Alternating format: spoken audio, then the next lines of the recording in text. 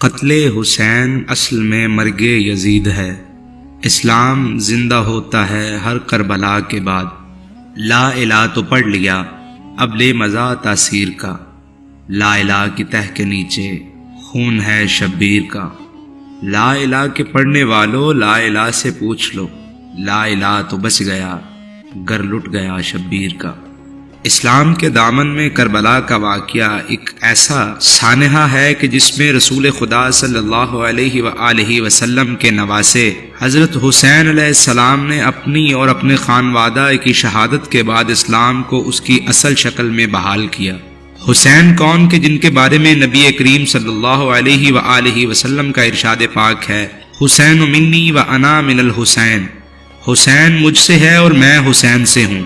اسی حسین کو ان کے بچوں اور خاندان کے ہمراہ کربلا کے چٹیل میدان میں پیاسا رکھ کے شہید کیا گیا۔ ان کے جوان علی اکبر اور 6 ماہ کے علی اصغر کو بھی تیروں سے چھلنی کر دیا گیا۔ غرض کے ظلم کی نہ ختم ہونے والی داستان رقم کی گئی۔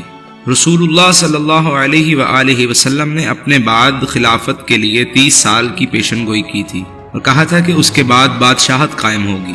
کربلا کا واقعہ کیسے ہوا؟ کاروان خلافت رواں دواں تھا کہ ملوکیت نے شب خون مارا اور امت کو صراط مستقیم سے بھٹکانے کی کوشش کی۔ حکمت الہی کار فرما ہوئی اور سرزمین کربلا پر نواسۂ رسول صلی اللہ علیہ وآلہ وسلم کے خون سے خلافت کی حدود کا تعین کیا گیا۔ خون کی لکیروں کا یہ تعین اتنا گہرا تھا کہ زمانہ ہزارہا کوششوں کے باوجود اب تک اسے نہ مٹا سکا اور نہ قیامت تک مٹا سکے گا۔ اگر کربلا کے تمام سانحے کو ایک لائن میں بیان کیا جائے تو یہی کہنا کافی ہوگا کہ یزید تھا اور حسین ہے۔ نہ یزید کا وہ ظلم رہا، نہ زیاد کی وہ جفا رہی، جو رہا تو نام حسین کا جسے زندہ رکھتی ہے کربلا۔ کربلا کا واقعہ کیسے ہوا اور اس میں آل رسول کے ساتھ کیا سلوک کیا گیا، آج کی ویڈیو میں یہ آپ کو بتاؤں گا، لیکن اس سے پہلے ہمارے چینل کو سبسکرائب کر لیجئے۔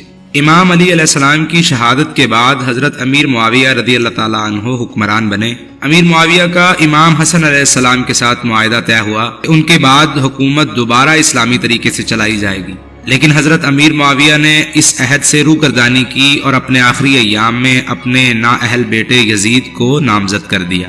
امیر معاویہ وفات پا گئے اور یزید حکمران بن گیا۔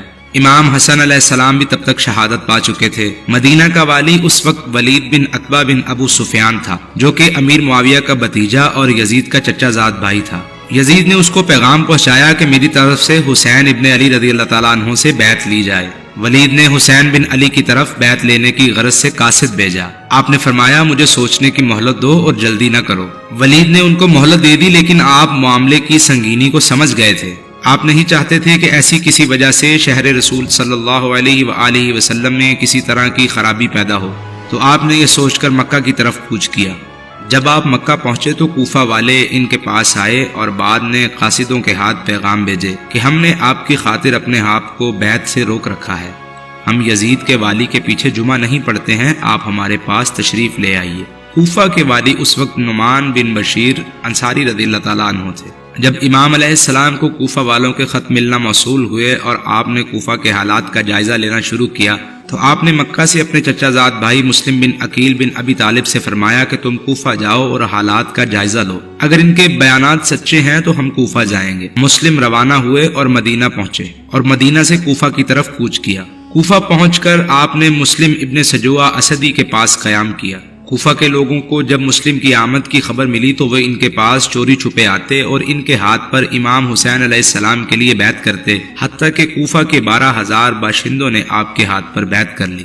یزید کے حواریوں نے جب یہ صورتحال دیکھی تو ان میں سے ایک شخص جس کا نام عبید اللہ بن مسلم بن شعبہ الحضرمی تھا، وہ نعمان بن بشیر کے پاس گیا اور کہا کہ یا تو سچ مچ کمزور ہے یا بن رہا ہے، ملک میں ہر طرف فساد پھیلا ہوا ہے۔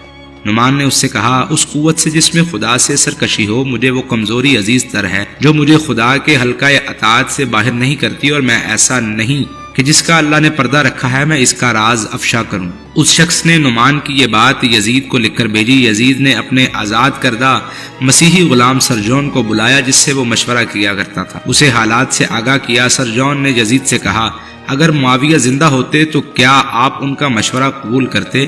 یزید نے کہا ہاں۔ اس نے کہا تو میرا مشورہ یہ قبول کیجئے کہ کوفہ کا والی بھی ابن زیاد کو بنا دیجئے، کوفہ کے لیے ابن زیاد ہی موضوع ہیں۔ یزید ان دنوں ابن زیاد سے خفا تھا اور بصرہ کی گورنری سے بھی اسے معزول کرنے کا قصد کر رہا تھا، لیکن اس مشورے کے بعد یزید نے ابن زیاد کو خط لکھا جس میں اس نے خوشنودی کا اظہار کیا اور اسے لکھا، ہم بصرہ کے ساتھ کوفہ کا والی بھی تجھے بناتے ہیں، مسلم بن عقیل کو تلاش کرو، اگر وہ مل جائے تو اسے قتل کر دو۔ ابن زیاد بصرہ کے کچھ سرداروں کے ساتھ کوفہ آیا، اس نے اپنا چہرہ ڈھانپ رکھا تھا، وہ جس مجلس سے بھی گزرتا سلام کرتا تو لوگ اسے جواب میں رسول اللہ صلی اللہ علیہ وآلہ وسلم کا فرزند یعنی کہ حسین ابن علی علیہ السلام سمجھ کر سلام کرتے کہ شاید حسین ابن علی تشریف لے آئے ہیں، حتیٰ کہ چلتا چلتا وہ قصر عمارت میں پہنچ گیا۔ والی بننے کے بعد اس نے اپنے ایک آزاد کردہ غلام کو 3000 درہم دیے اور اس سے کہا جاؤ اور اس شخص کو دریافت کرو جس کے ہاتھ پر کوفہ والے بیعت کر رہے ہیں، اور اس پر یہ ظاہر کرو کہ تم حمص کے باشندے ہو اور بیعت کی غرض سے حاضر ہوئے ہو، اور یہ رقم دے کر اس کی مالی حالت بھی مضبوط کرنا چاہتے ہو۔ وہ غلام بڑی احتیاط سے کھوج میں لگا رہا حتیٰ کہ وہ کوفہ کے اس بڑے آدمی یعنی مسلم ابن اسجا کے پاس پہنچ گیا جو بیعت حسین رضی اللہ تعالیٰ عنہ کے سلسلے میں کام کر رہے تھے۔ اس نے شیخ سے بات کی، انہوں نے کہا تم سے مل کر مجھے بہت خوشی بھی ہوئی ہے اور افسوس بھی۔ خوشی اس بات کی ہے کہ خدا نے تمہیں سیدھی راہ دکھائی ہے، مگر افسوس اس بات کا ہے کہ ہمارے کام کو ابھی تک استحکام میسر نہیں آیا۔ پھر شیخ اسے مسلم بن عقیل رضی اللہ تعالیٰ عنہ کے پاس لے گئے، مسلم نے رقم اس سے قبول کر لی اور اس سے بیعت بھی کر لیا۔ وہاں سے وہ ابن زیاد کے پاس واپس آیا اور سارا ماجرا سنایا۔ جب ابن زیاد اس گھر تک پہنچا جہاں مسلم بن عقیل قیام فرما تھے تو اتنے میں آپ ہانی بن عروہ کے گھر میں منتقل ہو چکے تھے اور حسین ابن علی علیہ السلام کو پیغام بھیج چکے تھے کہ کوفہ کے 12000 باشندے بیعت کر چکے ہیں، آپ تشریف لے آئیے۔ ابن زیاد نے کوفہ کے تمام سرداروں کو طلب کیا اور جب دیکھا کہ ان میں ہانی بن عروہ موجود نہیں تھے، کوفہ کے سرداروں سے ابن زیاد نے کہا کہ کیا بات ہے کہ اور لوگوں کے ساتھ ہانی بن عروہ مجھے ملنے کے لیے نہیں آئے۔ اس کے بعد محمد بن اشعث اپنے قبیلے کے چند آدمیوں کے ہمراہ ہانی بن عروہ کے پاس گیا اور وہ اس وقت اپنے گھر کے دروازے پر کھڑے تھے۔ ان لوگوں نے کہا امیر آپ کا ذکر کر رہے تھے اور ملاقات میں تاخیر کی شکایت کر رہے تھے، آپ کو ان کے پاس جانا چاہیے۔ ان لوگوں کے اصرار پر ہانی بن عروہ سوار ہو کر ابن زیاد کی طرف روانہ ہوئے، وہ سب لوگ بھی آپ کے ساتھ چلتے رہے حتیٰ کہ آپ ابن زیاد کے پاس پہنچ گئے۔ قاضی شریح بھی اس وقت ابن زیاد کے پاس موجود تھا۔ ابن زیاد کی نظر جو ہانی پر پڑی تو اس نے شریح سے کہا اس کو اس کی قضا ہمارے پاس کھینچ لائی ہے۔ ہانی نے سلام کیا۔ ابن زیاد بولا ہانی مسلم کہاں ہے؟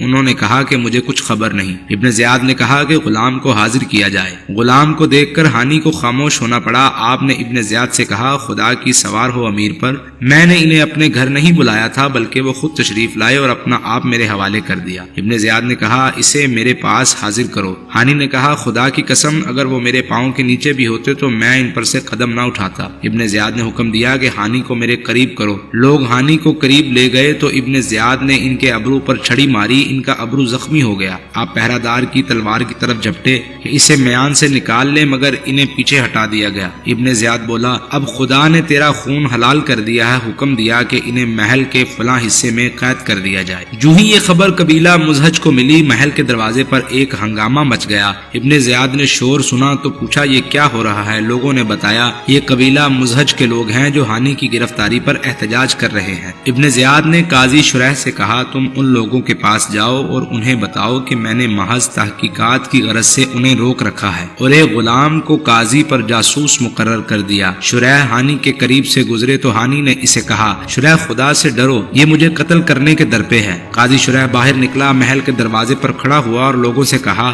ہانی کو کوئی خطرہ نہیں ہے، امیر نے اسے محض تحقیقات کی خاطر روک لیا ہے۔ لوگ یہ سن کر منتشر ہو گئے۔ مسلم کو خبر ملی تو انہوں نے نعرہ خاص بلند کیا۔ کوفہ کے 4000 باشندے ان کے گرد اکٹھے ہو گئے۔ مسلم رضی اللہ تعالیٰ عنہ نے ہر اول دستے تیار کیے، خود لشکر کی قیادت کرتے ہوئے ابن زیاد کی طرف روانہ ہوئے۔ ابن زیاد نے کوفہ کے سرداروں کو شاہی محل میں اکٹھا کر لیا۔ جب مسلم شاہی محل کے دروازے پر پہنچے تو سرداران کوفہ نے اوپر سے جھانکا اور اپنے اپنے قرابت داروں کو سمجھانے بجھانے اور انہیں لوٹ جانے کی تلقین کرنے لگے۔ مسلم کے ساتھی ایک ایک کر کے سرکنے لگے حتیٰ کہ شام کے وقت صرف 500 آدمی رہ گئے اور جب رات کا اندھیرا چھایا تو وہ بھی نکل گئے۔ مسلم نے دیکھا کہ وہ وہ تنہا رہ گئے ہیں تو وہ بھی وہاں سے چل پڑے اور گلیوں میں ادھر ادھر پھرتے رہے، حتیٰ کہ ایک گھر کے دروازے پر اترے ایک عورت باہر آئی۔ مسلم نے کہا مجھے پانی پلاؤ، وہ پانی پلا کر چلی گئی۔ کچھ دیر کے بعد وہ باہر آئی تو کیا دیکھتی ہے کہ وہ دروازے پر ہی بیٹھے ہیں۔ عورت نے کہا اللہ کے بندے، آپ کے یہاں بیٹھنے سے شک ہوتا ہے، آپ یہاں سے اٹھ جائیے۔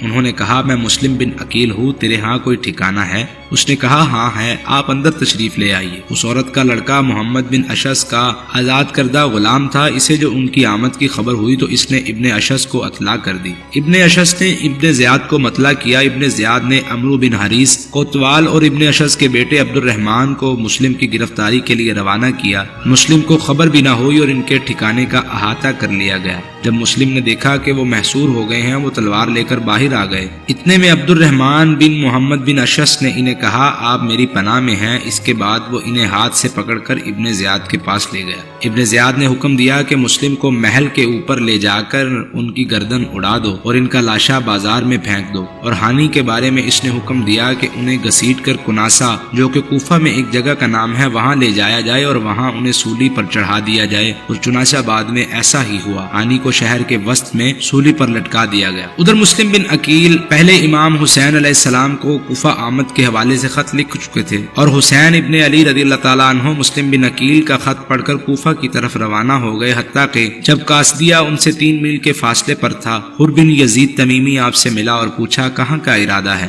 آپ نے کہا کہ کوفہ جانے کا ارادہ رکھتا ہوں۔ حر نے آپ سے کہا آپ لوٹ جائیے، کوفہ کے حالات آپ کے لیے سازگار نہیں ہیں۔ لیکن آپ کو مسلم بن عقیل کی شہادت کی خبر مل چکی تھی، تو مسلم بن عقیل کے بھائی آپ کے ہمراہ تھے، انہوں نے کہا کہ واللہ ہم واپس نہیں جائیں گے، انتقام لیں گے یا ہم بھی قتل ہو جائیں گے۔ اس پر مولا حسین علیہ السلام نے فرمایا تمہارے بعد جی کر مجھے کیا لینا ہے؟ یہ کہہ کر وہ کوفہ کی سمت روانہ ہو گئے۔ راستے میں ابن زیاد کے ہر اول دستے نظر آئے اور وہ کربلا کی طرف مڑ گئے اور کربلا میں جا کر ڈیرے لگا لیے۔ آپ کے ساتھ اس وقت 45 سوار اور 100 پیادہ۔ عمر بن سعد بن ابی وقاص سے ابن زیاد نے رے کی حکومت کا وعدہ کر رکھا تھا۔ ابن زیاد نے ابن سعد سے کہا اس آدمی کا بندوبست کرو۔ ابن سعد نے کہا کہ مجھے اس سے معاف رکھیے۔ ابن زیاد نے ان کی معذرت قبول نہ کی۔ عمر بن سعد نے درخواست کی اچھا مجھے 1 رات کی مہلت دے دو۔ ابن زیاد یہ بات مان گیا۔ عمر بن سعد رات بھر اس معاملے میں سوچتا رہا کہ ایک طرف حکومت ہے اور دوسری طرف آل رسول کا قتل۔ بالآخر صبح ابن زیاد کے پاس جا کر اپنی آمادگی کا اظہار کر دیا۔ اس کے بعد ابن سعد امام حسین علیہ السلام کی طرف روانہ ہوا۔ وہاں پہنچا تو امام نے اس سے کہا دیکھو ان 3 میں سے کوئی ایک بات مان جاؤ، مجھے چھوڑ دو کہ جہاں سے آیا ہوں وہیں واپس چلا جاؤں، یا مجھے یزید کے پاس جانے دو، یا مجھے چھوڑ دو کہ میں کسی سرحد پر چلا جاؤں۔ عمر ابن سعد نے یہ تجویز قبول کر لی اور اس نے ابن زیاد کو لکھ بھیجا۔ ابن زیاد نے کہا کہ نہیں، بالکل نہیں، یہاں تک کہ وہ میرے ہاتھ پر بیعت کر لے۔ امام حسین علیہ السلام نے فرمایا کہ نہیں واللہ یہ ہرگز نہیں ہوگا۔ اس پر ابن سعد نے حسین علیہ السلام کے ساتھ جنگ چھیڑ دی۔ 7 محرم الحرام کو امام حسین علیہ السلام پر پانی بند کر دیا گیا۔ 10 محرم الحرام کا دن طلوع ہوا اور کربلا کا معرکہ شروع ہو گیا۔ کرتے کرتے امام علیہ السلام کے تمام ساتھی شہید ہو گئے، جن میں آپ کے جوان صاحبزادے حضرت علی اکبر، آپ کے بھتیجے حضرت قاسم، آپ کے بھائی حضرت عباس رضی اللہ تعالیٰ عنہ بھی شامل تھے، اور آپ کی بہن سیدہ زینب سلام اللہ علیہا کے بیٹے اونو محمد بھی شامل تھے۔ اتنے میں خیمے سے آواز آئی کہ 6 ماہ کے علی اصغر جو کہ پانی کی شدت سے تڑپ رہے تھے، ان کی والدہ نے امام سے عرض کیا کہ اس بچے کو اس جنگ سے کیا سروکار ہے، اس کے لیے پانی مانگ لیجئے، شاید ان کو شرم آ جائے۔ امام نے 6 ماہ کے علی اصغر کو اپنی باہوں میں اٹھایا اور علی اصغر کو پانی پلانے کے لیے بولا، لیکن ان ظالموں نے پانی دینے کے بجائے تیر چھوڑنے شروع کر دیے، اور ایک تیر آیا اور علی اصغر کے گلے میں جا کے لگا۔ آپ علیہ السلام حضرت علی اصغر کا خون پہنچتے جاتے اور فریاد کرتے جاتے، اے اللہ ہمارے اور ان کے درمیان تو ہی فیصلہ کر، جنہوں نے ہمیں یہ کہہ کر بلایا کہ ہم تمہاری مدد کریں گے، اب وہی ہمارے قتل کے درپے ہیں۔ جب آپ کے تمام رفقا شہید ہو گئے، پھر آپ نے ایک یمنی چادر منگوائی، اسے پھاڑ کر اپنے بدن پر لپیٹا اور ہاتھ میں تلوار لے کر میدان جنگ میں اترے اور یزیدی لشکر سے لڑتے رہے۔